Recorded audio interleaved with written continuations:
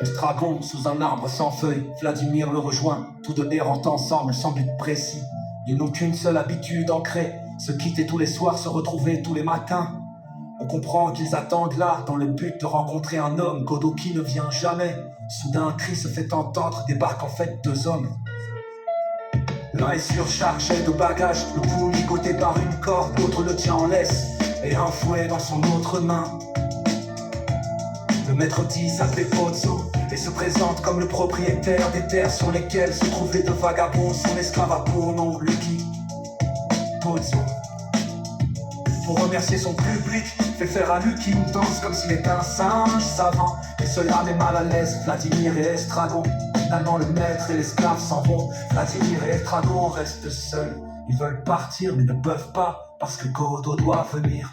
Estragon se désespère, tandis que Vladimir pose des questions insensées. Le lendemain, Vladimir et Estragon se retrouvent au même endroit, à la même heure, seule différence. L'arbre porte des feuilles à ses branches. C'est le signe que, malgré la répétition des choses, le temps s'écoule. Vladimir arrive en chantant, Estragon, au contraire, annonce qu'il s'est fait battre. Pourtant les deux sont incapables de savoir ce qu'ils ont fait la veille. Ils quêtent tandis que rien ne se passe, puis ils se disputent, puis se raccommodent, puis font des exercices de gymnastique. Soudain, Pozzo et Lucky réapparaissent. Lucky tombe et entraîne son maître avec lui.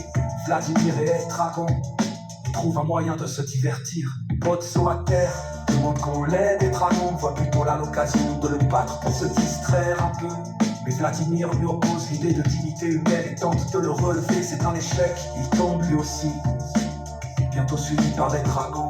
Tout se relève finalement et découvre que Pozzo est devenu aveugle. Celui-ci est incapable d'en expliquer les raisons à Vladimir, tandis qu'Estragon se met à frapper Lucky. Puis il s'arrête et se rend compte que l'esclave est muet. Finalement son maître et lui s'en vont.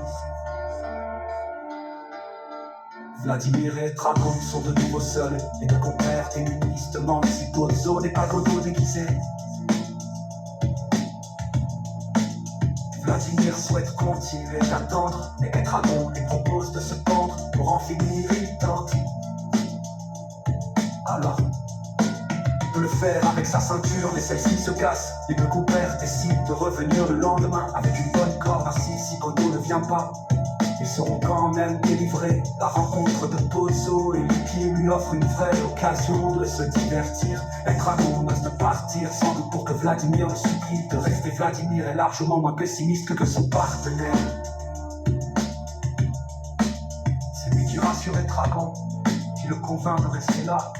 À attendre, il reste persuadé que Godot va venir un jour ou l'autre. Et omnubilé par cette pensée,